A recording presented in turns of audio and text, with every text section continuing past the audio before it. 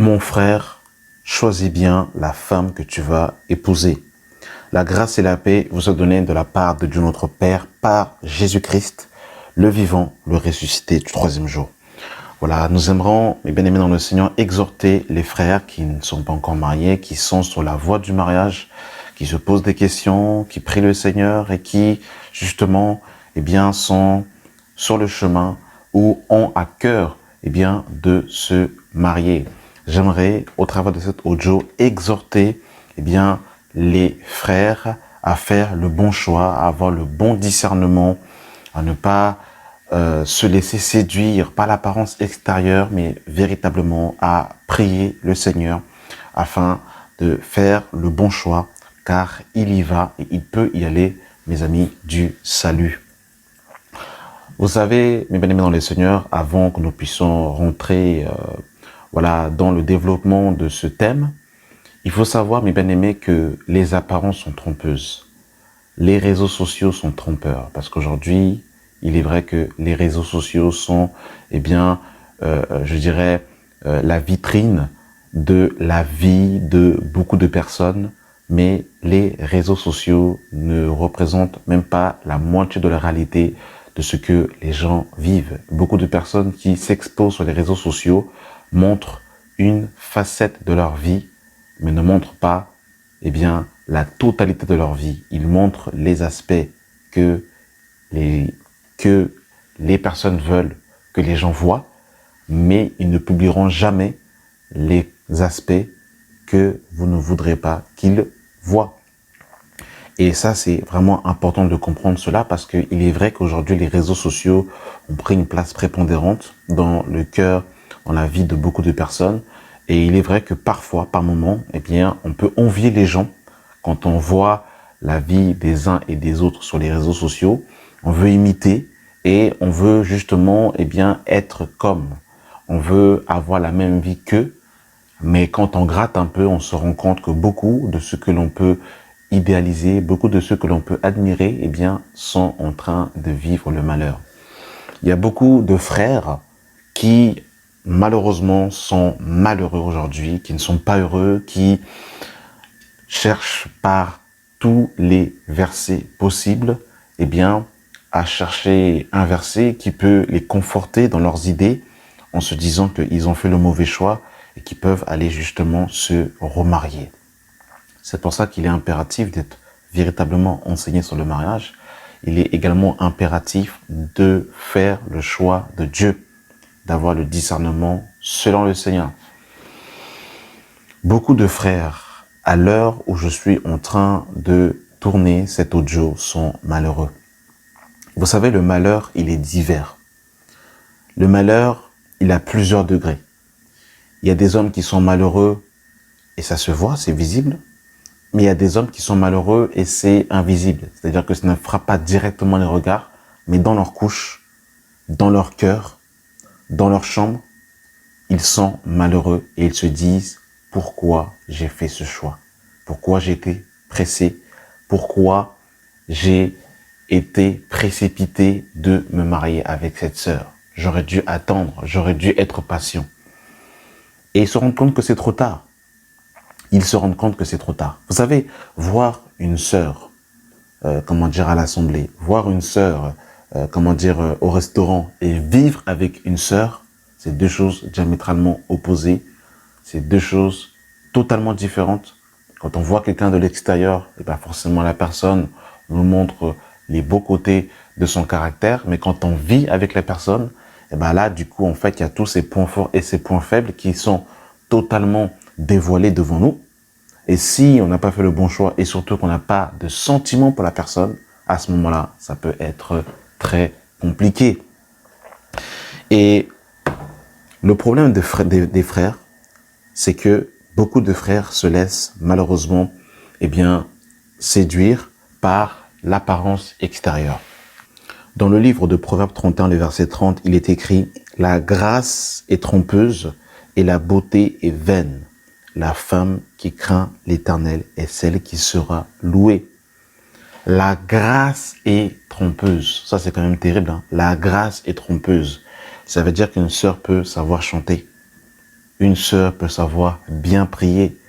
Une sœur peut savoir bien intercéder. Une sœur peut savoir bien parler en langue. Mais la Bible nous dit, la grâce est trompeuse. C'est terrible. Beaucoup d'hommes sont tombés dans le filet parce qu'ils ont vu des femmes, des sœurs, qui avaient de belles voix, qui savaient très bien chanter, qui savaient très bien intercéder, qui savaient très bien parler en langue, qui savaient très bien allumer le feu par la prière. Et quand elles ont mis ces sœurs-là à la maison, elles n'ont eu que leurs 2 yeux pour pleurer. Elles n'ont eu que leurs 2 yeux pour pleurer. Parce que la grâce est trompeuse. La grâce est trompeuse. Et Salomon ira plus loin, il dira, la beauté est vaine. La beauté est vaine. La grâce et la beauté, c'est ce qui fait défaut aux frères, malheureusement. On va voir une sœur mettre un voile. On va voir une sœur qui n'est pas maquillée, qui n'a pas de bijoux, qui n'a pas de boucle d'oreille. On va se dire, ah non, cette sœur-là, elle est pieuse, mais il y a la grâce vraiment qui est là. Et souvent, c'est ça le piège. Et on peut voir à côté de ça, je ne suis pas ici en train de prôner ici, eh bien, comment dire, la légèreté. Mais on peut voir à côté une sœur qui va venir dans une assemblée, qui va être maquillée, qui va, voilà, peut-être porter peut-être un pantalon, toutes ces choses. On va dire, ah non, elle rentre pas dans les cases, etc., etc. Et la sœur, parce qu'elle n'a pas reçu l'enseignement nécessaire de la décence, de la modestie, mais c'est une sœur qui, dans son cœur, craint Dieu véritablement, mais qui n'a pas eu l'enseignement nécessaire, qui est novice dans la foi, qui est nouvellement converti, qui vient à peine de sortir du monde et qui n'a pas le bagage nécessaire pour pouvoir justement eh bien, tendre à la volonté parfaite de Dieu. Et une fois que justement cette sœur-là, qui dans un premier abord peut avoir l'apparence extérieure qui fait défaut, mais en vérité, c'est une sœur qui craint Dieu. Alors, je ne suis pas ici en train de dire qu'il faut courir après les sœurs qui mettent des slims. C'est pas ce que je dis, comprenez-moi mon langage. Mais je parle d'un discernement, d'un regard qui, au premier abord, peut nous tromper. Rappelez-vous que Samuel a été trompé dans son discernement parce qu'il est regardé à la vue. Quand il devait choisir le successeur du roi d'Israël, le roi Saül, et qu'il est parti chez le père de David, qu'il a vu le grand frère de David, eh bien, il a vu justement une carrure, il a vu en fait la carrure d'un soldat, et il s'est dit, certainement c'est lui. Et à côté de ça, c'était David qui, dans un premier abord, n'avait pas forcément la carrure d'un roi d'Israël, n'avait pas forcément la carrure d'un soldat. Et finalement, c'était lui que Dieu avait choisi. Donc, on peut se tromper par le regard. Le premier regard peut nous tromper. Il y avait des femmes, je vous assure, qui étaient très pieuses en apparence, mais qui frappent leur mari, qui insultent leur mari à la maison. Et ça, c'est une vérité. Et il y a également des femmes qui sont très belles de figure, mais qui cachent des défauts terribles, mes bien-aimés dans le Seigneur. Proverbe 11, le verset 22 nous dit, « Un anneau d'or au nez d'un pourceau, c'est une femme belle et dépourvue de sens. » Un anneau d'or au nez d'un pourceau, c'est une femme belle et dépourvue de sens. Oh, la beauté! Combien d'hommes ne sont-ils pas tombés à cause de la beauté? On peut les citer, David qui voit Bersheba et en train de se laver et qui va commettre un péché en Israël en tuant son serviteur, en couchant avec la femme de son serviteur. Salomon qui va aimer les femmes étrangères et qui va justement adorer des divinités étrangères. Samson avec Dalila, on peut les citer, ils sont nombreux. La beauté, que le Seigneur nous aide. Et on se rend compte effectivement que, en tant qu'homme, on peut avoir des critères vraiment mondains, hein, parce que il faut savoir qu'effectivement, nous sommes venus à Jésus, mais nous avons eu un passé, nous avons une éducation, nous avons une influence. Nous sommes sortis du monde et il est impératif de se dépouiller de l'instruction du monde. Non pas que c'est un péché de trouver une sœur belle, D'ailleurs, la Bible ne se cache pas pour nous dire que Rebecca était belle, que Esther était belle. La Bible ne se cache pas pour énumérer la beauté physique de certains personnages bibliques. Donc on ne va pas non plus annuler cette réalité-là. Mais en tout cas, les critères du siècle présent, notre éducation, l'influence du siècle présent peut influencer notre perception de la beauté.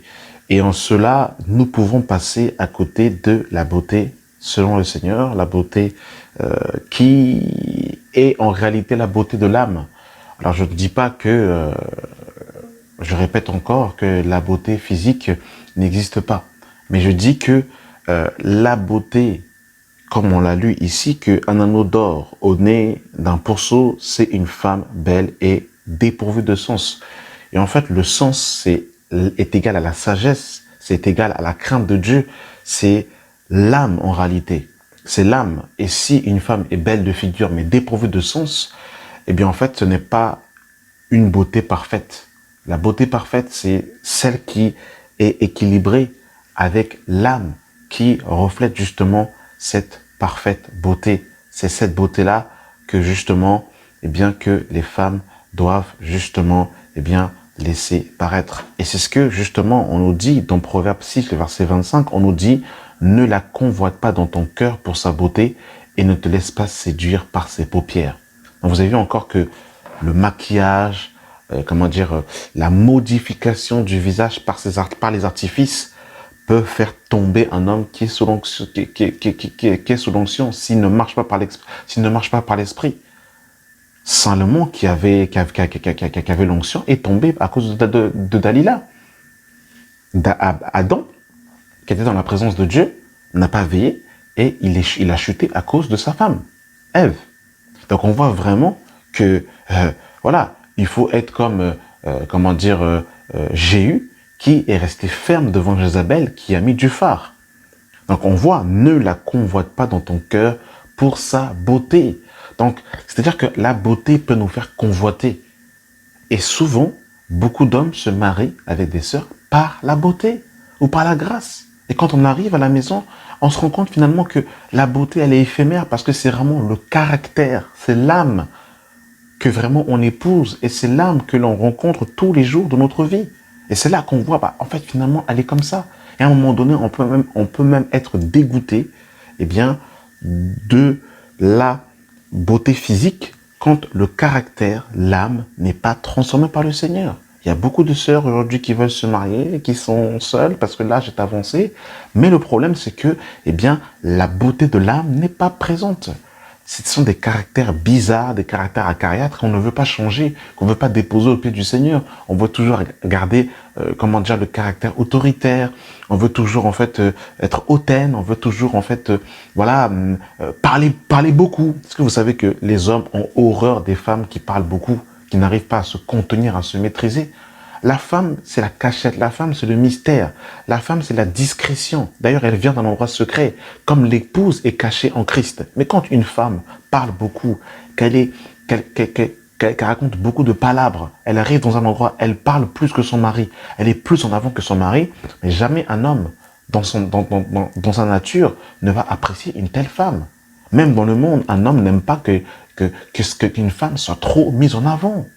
Et ça, malheureusement, ça fait partie de la femme sage, de la femme qui craint Dieu. C'est une femme discrète, une femme qui ne parle pas beaucoup. Et quand elle parle, eh bien, il y a justement, eh bien, des bons conseils au travers de sa langue.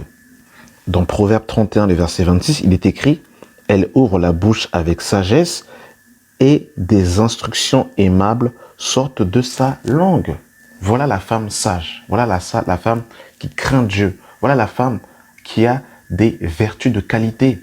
C'est qu'elle ne parle pas beaucoup, elle est discrète. Même sur les réseaux sociaux, excusez-moi de toucher cela, mais il y a des sœurs, elles sont trop voyantes en fait sur les réseaux sociaux. Elles enseignent sur les réseaux sociaux, elles sont trop présentes, En fait, il n'y a pas de discrétion, il n'y a pas la sobriété, il n'y a pas cet aspect caché. Parce qu'en fait, ce qui est caché, en fait, l'homme aime ce qui est caché. L'homme aime ce qui, justement, est discret. L'homme aime ce qu'il faut chercher. Mais quelque chose qui est à la vue de tous, ça n'intéresse personne.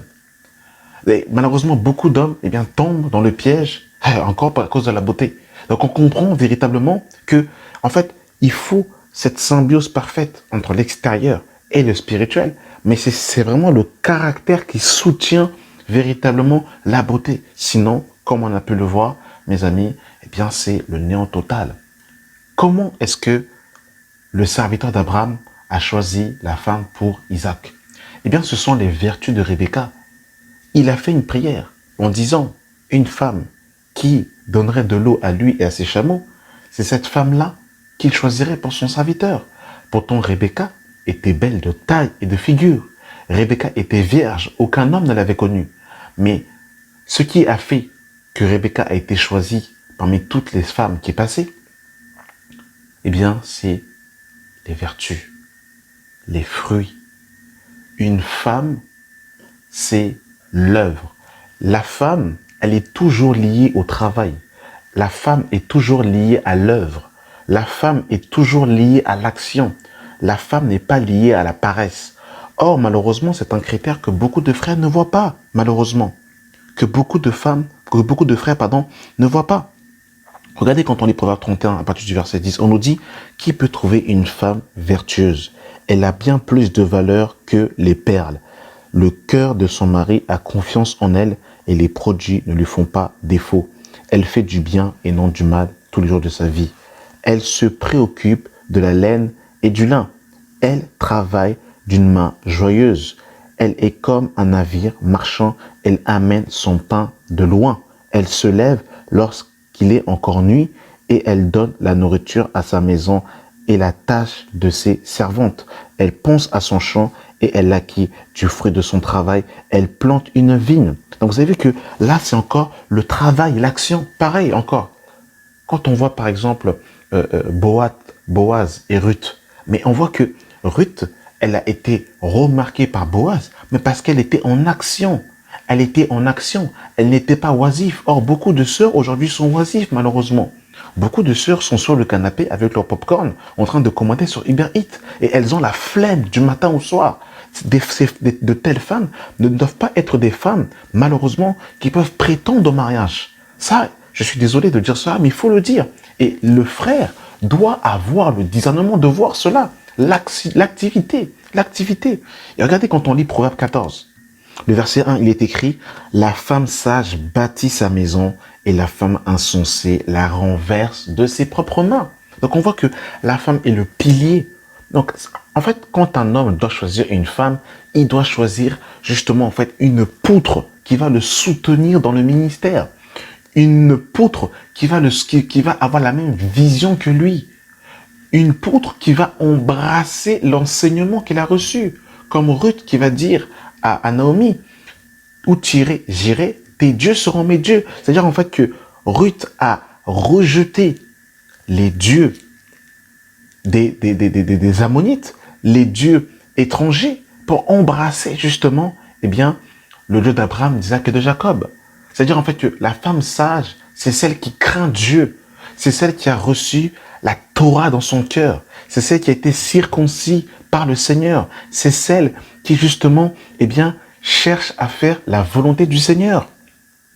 C'est celle qui, comme Séphora, garde l'enseignement et l'instruction de son mari et qui va couper le prépuce quand Moïse lui-même avait failli par rapport justement à cette ordonnance. Séphora va garder l'instruction que Moïse lui avait donnée et elle va justement couper le prépuce.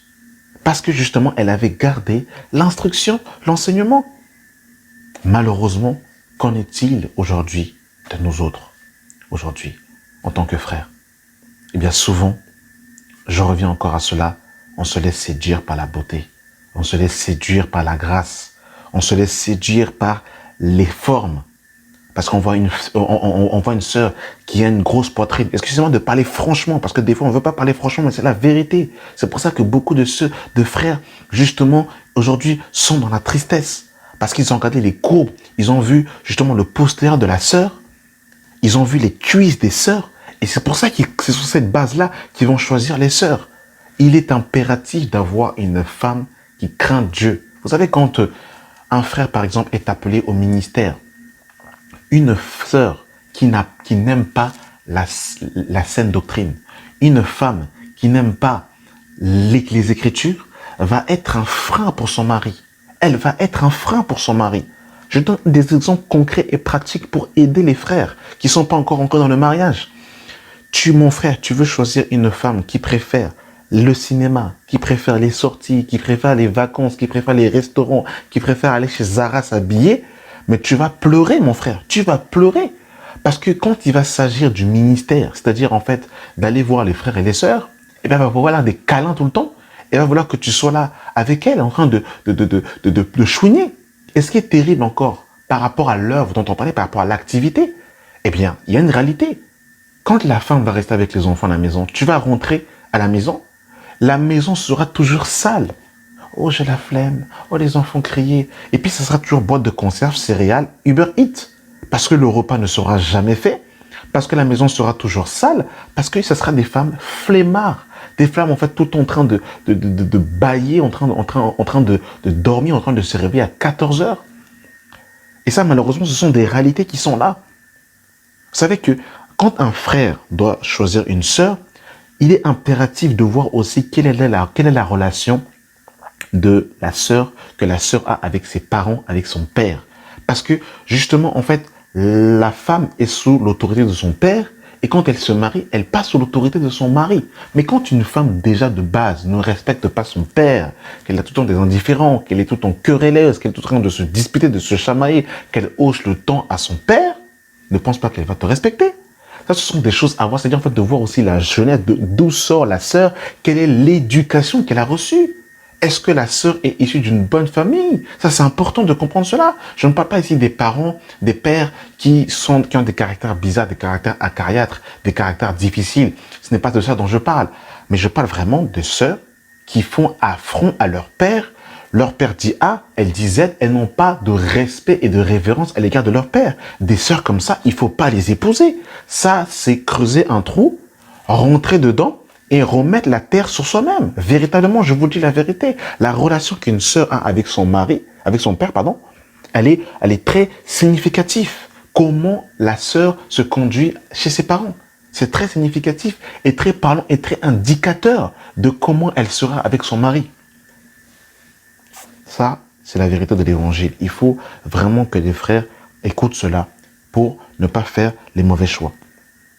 Et je reviens sur ce que je disais. Un frère qui est appelé au ministère, un frère qui est appelé à l'œuvre, mais avec une sœur flemmard, une sœur qui aime justement, tout le temps, on est là, mon mari et mes enfants, eh bien, ça veut dire que le frère, une fois qu'il veut faire l'œuvre, il veut aller évangéliser, c'est des problèmes. Le frère va dans une réunion, l'heure est un peu dépassée, c'est des appels, c'est des mails, etc. En fait, c'est terrible. En fait, c'est terrible ce genre de femme-là. En fait, on voit que la femme a une place très importante parce que si la femme est à sa place, l'homme peut pouvoir jouir et faire l'œuvre de Dieu avec efficacité. Mais quand il est avec une femme charnelle, une femme terrestre, mais il n'aura que ses deux yeux pour pleurer. Et effectivement, oui, elle sera belle, mais c'est une beauté, à double tranchant. À double tranchant. Et il y a beaucoup de frères qui étaient zélés. Et une fois qu'ils se sont mariés, ils se sont mariés avec des femmes qui n'aimaient pas les Écritures, des femmes qui n'aimaient pas la communion fraternelle. Et ben ils se sont retrouvés seuls à la maison. Finalement, plus de communion fraternelle parce qu'ils ont épousé des femmes qui n'avaient pas la vision de la croix, qui n'avaient pas la vision du royaume. Et d'ailleurs, Rachel était bergère. Donc en fait, Jacob était berger et Rachel était bergère également. Donc il y avait la vision du troupeau. C'est important de se marier avec une bergère, comprenez mon langage. Je parle dans un sens prophétique. De se marier avec une bergère. C'est-à-dire littéralement, si un frère est appelé au ministère, que la femme doit épouser la vision de son mari. Sinon, pour l'œuvre, c'est impossible. La femme aura toujours en fait des excuses. J'ai mal au dos, j'ai mal au ventre, je suis fatigué, il y a trop de bruit, ils font du... En fait, ça va être compliqué. La Bible nous dit que l'ancien doit être hospitalier. Eh ben, on peut jamais recevoir des gens à la maison parce que la femme n'a pas la vision du royaume. Et il y a beaucoup d'hommes qui souffrent à cause de cela. Alors oui, la femme est bien, la femme est sage, la femme s'occupe des enfants, amen. Mais par contre, par rapport à l'épanouissement de l'œuvre de Dieu, beaucoup de frères sont tristes parce qu'ils n'ont pas des femmes qui les font jouir pour qu'ils puissent pleinement entrer dans l'œuvre de Dieu. Ce sont des femmes qui veulent tout le temps la couette, tout le temps en fait des câlins, ils veulent toujours en fait être avec leur mari. Ça, ce sont des réalités malheureusement. Malheureusement, ce sont des réalités. Et il faut prêcher ces choses. Parce que c'est un mal qui ronge aujourd'hui. Beaucoup de frères sont tristes. Il y a des sœurs. Que Dieu nous vienne en aide. Que Dieu nous vienne en aide. Que Dieu nous vienne en aide. Il est important de connaître l'âme de la sœur. Parce qu'il y a des sœurs avec des âmes blessées, des âmes déchirées. Si l'homme ne regarde que l'aspect extérieur, des fois, il y a des chantiers terribles. Comment dire? Il faut penser. Il faut que le Seigneur pense l'âme des personnes. Parce qu'il y a des sœurs qui veulent se marier, mais le cœur est tellement blessé que pour restaurer ça, c'est compliqué. Donc, on voit qu'on nous parle, mes amis, eh bien, comment dire, par rapport, eh bien, à l'activité. L'activité des sœurs, c'est important. Quand on regarde Tite, chapitre 2, le verset 3, qu'est-ce qu'on nous dit? Dit que les femmes âgées doivent aussi avoir l'extérieur qui convient à la sainteté, n'être ni médisantes, ni abonnées aux excès de vin, qu'elles doivent donner de bonnes instructions dans le but d'apprendre aux jeunes femmes, écoutez, à aimer leur mari, 1, et leurs enfants, 2, à être retenues, chastes, écoutez, occupées au sein domestique, bonnes, soumises à leur mari, afin que la parole de Dieu ne soit pas blasphémée. Donc on voit, c'est-à-dire que le mariage, c'est aimer son mari. Aimer son mari, c'est quoi? C'est en prendre soin. C'est connaître ce qu'il aime. C'est ça, mes amis, l'activité. Les enfants, parce qu'on voit également que la femme a un rôle prépondérant dans l'éducation des enfants. Elle a un rôle prépondérant dans l'éducation des enfants. Et je fais une petite parenthèse, regardez dans 2 Timothée 1. 2 Timothée 1, le verset 3. Je rends grâce à Dieu que mes ancêtres ont servi et que je sers avec une conscience pure, de ce que nuit et jour je me souvienne continuellement de toi dans mes prières, me rappelant tes larmes et désirant te voir afin d'être rempli de joie. Gardons le témoignage de la foi sincère qui est en toi, qui habite d'abord dans ton épouse Louise et dans ta mère Énuise. C'est-à-dire que Timothée, quand Paul rencontre Timothée dans Acte 16 à partir du verset 1, Paul avait un père grec et une mère juive, et Timothée avait un père grec et une mère juive, et Timothée a reçu l'enseignement de sa mère et de sa grand-mère. Ça veut dire que dans l'enseignement, dans l'instruction, la mère y est pour quelque chose. Rappelez-vous que quand on lit le livre des rois, on va toujours évoquer le nom de la mère. Et rappelez-vous que quand Salomon va être roi, rappelez-vous que le frère de Salomon va approcher la mère de Salomon pour que Salomon puisse parler à sa mère. Donc on voit que la mère joue un rôle important dans l'éducation de ses enfants, dans l'instruction, dans la conduite. Une femme dépourvue de sens donnera une direction dérisoire à ses enfants, une mauvaise éducation, une mauvaise instruction. Et l'éducation des enfants, la mère y est pour beaucoup. La mère y est pour beaucoup. Donc ça veut dire qu'une femme mal élevée, excusez-moi de parler franchement, une femme mal élevée, une femme dépourvue de sens, une femme sauvage, donneront des enfants sauvages, mal éduqués, mal instruits. Ça, c'est la vérité. C'est dur d'entendre cela, mais c'est la vérité. C'est la vérité. C'est la vérité.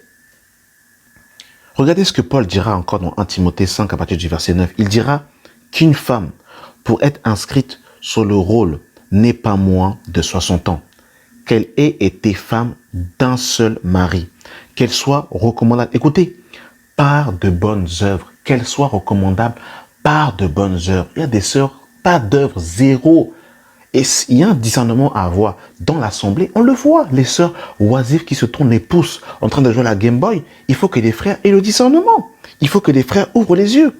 Écoutez, ayant élevé des enfants, écoutez, exercer l'hospitalité, laver les pieds des saints, secourir les malheureux, pratiquer toute espèce de bonnes œuvres. Vous voyez, mes amis, l'activité, les qualités qu'un frère doit regarder, c'est l'âme ici. En fait, c'est le caractère, tout ça. Vous avez vu l'œuvre. C'est ça, c'était tout ça qu'un frère doit voir. Mais souvent, malheureusement, on se fait avoir par la grâce. On se fait avoir par les paupières. On se fait avoir par la beauté extérieure. Et malheureusement, tout ça, ça nous porte à défaut, malheureusement. Ça nous porte à défaut, malheureusement. Donc, c'est important, mes amis, véritablement, de prier le Seigneur. De prier le Seigneur et de ne pas être dans une course, mais vraiment de s'allonger à l'image du premier Adam, à l'image du dernier Adam. Parce que le premier Adam a trouvé sa femme quand il était allongé, littéralement quand il était mort. C'est quand Adam était allongé qu'il a rencontré Ève. C'est quand Christ était allongé que l'Église est sortie. Mais dans l'agitation, il n'y a pas, on commence à chercher soi-même sa femme, et c'est là où, justement, eh bien, on est dans l'erreur. Parce qu'en vérité, quand on s'occupe des affaires de Dieu, quand on est dans le plan du Seigneur, eh bien, le Seigneur lui-même nous prépare et nous donne la femme qu'il nous faut. Encore faudrait-il avoir les yeux ouverts pour voir la femme de qualité qui est devant nos yeux.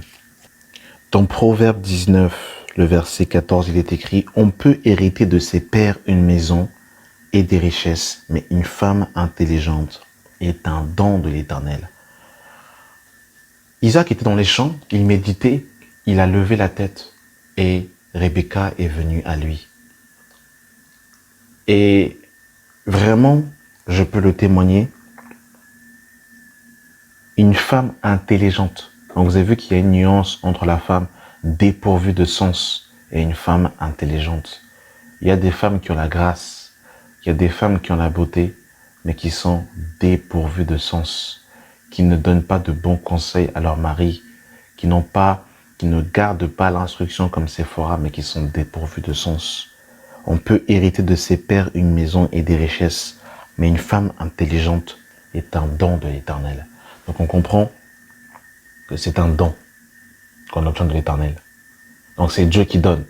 Donc ce n'est pas en allant d'église en église. Ce n'est pas en allant de sœur en sœur. Ce n'est pas en ayant comme étant une abeille qui butine de feuille en feuille qu'on trouve la sœur.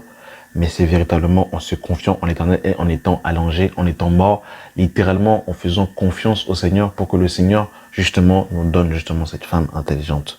Parce que quand on veut la trouver par nos propres efforts, malheureusement souvent on tombe sur des pierres qui paraissent des pierres précieuses, mais quand on gratte, ce sont des pierres mortes. Et je terminerai par ce dernier passage, Proverbe 18, le verset 22. Il est écrit, « Celui qui trouve une femme trouve le bonheur. C'est une grâce qu'il obtient de l'Éternel. » C'est une grâce qu'il obtient de l'Éternel. Quand on dit, « Celui qui trouve une femme trouve le bonheur », il faut bien comprendre la pensée ici. Ce n'est pas n'importe quelle femme. C'est la femme sage, la femme intelligente, la femme qui craint le Seigneur, la femme qui a la beauté de l'âme, la femme active, la femme qui est recommandable par de bonnes œuvres, la femme bien éduquée, la femme discrète, la femme qui ne parle pas beaucoup. C'est cette femme-là dont il est question. Celui qui trouve une femme trouve le bonheur. C'est une grâce qu'il obtient de l'Éternel. Je peux vous assurer que quand on a trouvé la femme sage, intelligente, on est heureux et épanoui. On n'a pas peur de rentrer chez soi. On est pressé de voir sa femme et ses enfants. On est pressé de manger la nourriture de sa femme. On est pressé de méditer la parole avec sa femme. On est dans la joie de regarder sa femme dans les yeux parce qu'on est heureux. Même si, Shakira se passe, même si Rihanna passe, même si notre femme peut, aux yeux des autres, ne pas être la plus belle, mais quand on a la paix, quand on a la joie, quand on a le bonheur, eh bien, ça représente tout. Et c'est ça justement que j'aimerais justement exhorter aux frères. Parce qu'il n'y a rien de plus triste, mes frères, d'être avec une sœur qui nous fait la misère. Il n'y a rien de plus triste d'être avec une femme querelleuse. Comme la Bible dit, vaut mieux habiter à l'angle d'un toit plutôt que de partager sa maison avec une femme querelleuse. Les femmes querelleuses, mes amis, il n'y a rien de pire. Et c'est pour ça que le caractère, mes amis, c'est ça qui soutient toute chose. Une femme peut connaître les Écritures, une femme peut avoir la communion fraternelle, mais si le caractère n'y est pas, c'est compliqué. C'est compliqué. C'est pour ça que dans les approches, une femme qui s'irrite pour rien, une femme qui cherche la petite bête, une femme qui veut hausser le temps pour rien, il faut fuir. Là, franchement, je le dis clairement, il faut fuir. Sinon, vous allez pleurer toute votre vie. Quand on a trouvé cette femme de qualité-là, on est content. On est content de bâtir son foyer, de bâtir sa maison avec une telle femme. Amen. Que la grâce et la paix soient avec vous et que le Seigneur donne le discernement aux frères. Amen.